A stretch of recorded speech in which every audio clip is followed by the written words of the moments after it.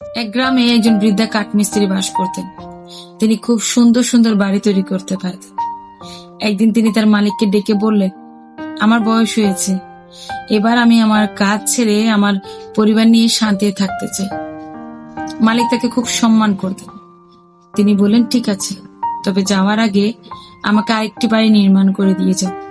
বৃদ্ধা রাজি হলেন, কিন্তু কাজে তার আগের মতো মন ছিল না।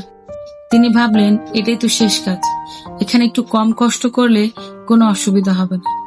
তাই তিনি ভালো কাঠের পরিবর্তে সাধারণ কাঠ ব্যবহার করতে লাগলেন।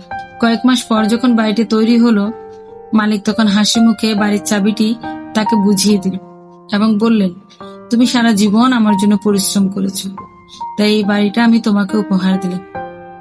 মালিকের কথা শুনে বৃদ্ধার চোখ ভিজে গেল এবং আফসোস করে ভাবতে লাগলেন, যদি জানতাম এই বাড়িটা আমার জন্যই তৈরি করা হচ্ছে, তাহলে এটি আমি আরো যত্ন করে তৈরি করতাম। আচ্ছা বলুন তো, এই ঘটনার থেকে সবচেয়ে শিক্ষণীয় বিষয়টা কি? আমাদের জীবনে প্রতিটা কাজ এমন ভাবে করা উচিত, যদি কখনো আমাদের কাজের ফল আমাদের কাছে ফিরে আসেও, তাহলে যাতে কখনো আফসোস করতে না হয়। কি ঠিক বলেছি না?